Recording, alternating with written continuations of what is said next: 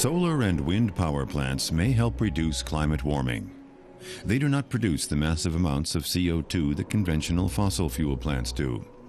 But their electricity yield is highly variable because the sun's intensity and the wind speed change with the weather. Germany's wind energy turbines could supply 10 cities the size of Berlin with power if the wind was blowing constantly. This facility strikes the balancing point between the electricity being fed into the grid and total usage. The engineers here constantly adapt the energy generated to actual demand so as to prevent overloading the grid. They're helped by a system that predicts how much wind energy they're likely to make over the next 24 hours. The blue line shows the wind energy produced during stormy weather. It was much higher than predicted values, and it rose suddenly. You can imagine that this puts an absolute strain on the system itself, and it makes it a huge challenge to adjust for these processes. It's as if you were constantly turning entire units of a power plant on and off at short intervals. It's a big challenge. As the proportion of wind and solar power in the energy mix rises, the difficulties of balancing the power in the grid with demand have also grown. Reliable weather predictions are playing an increasingly important role. Researchers at the German Aerospace Center in Munich are developing those kinds of prognoses.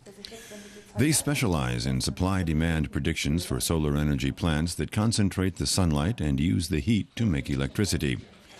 They are currently working on prognoses for Andasol in southeastern Spain, Europe's largest solar thermal power plant. Unlike facilities that use photovoltaic cells, these power plants convert direct sunlight into heat and then into electricity.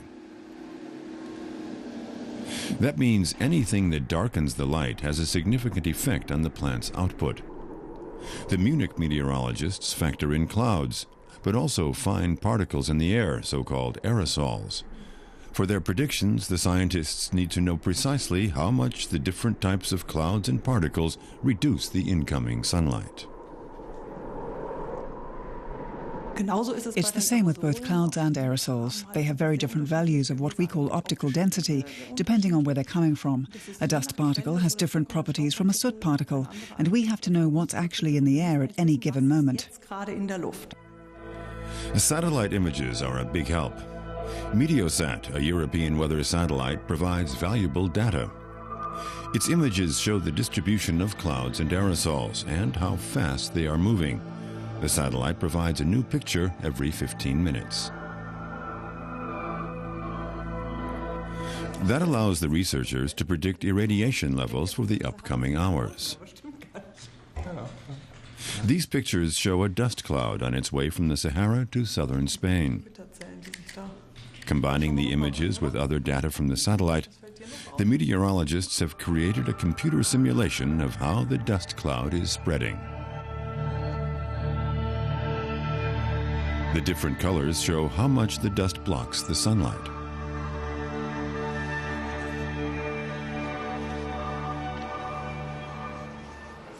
These cabinets contain satellite pictures from the past 3 decades. They're a treasure trove of information from the energy meteorologists. Using the images, they can reconstruct how much sunlight reached the Earth over the years.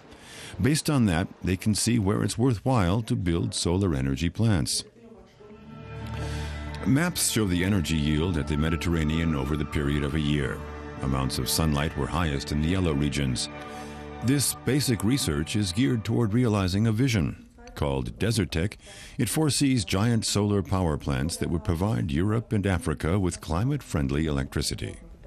What that means for us is that we're able to describe the aerosol aspect much more precisely, because Desertec will also be focused on the North African region, and there's more dust from the Sahara there. The scientists soon hope to be able to predict energy yield up to 2 days into the future. That would allow wind and solar power suppliers to distribute electricity as efficiently as possible, saving money and protecting the environment as well.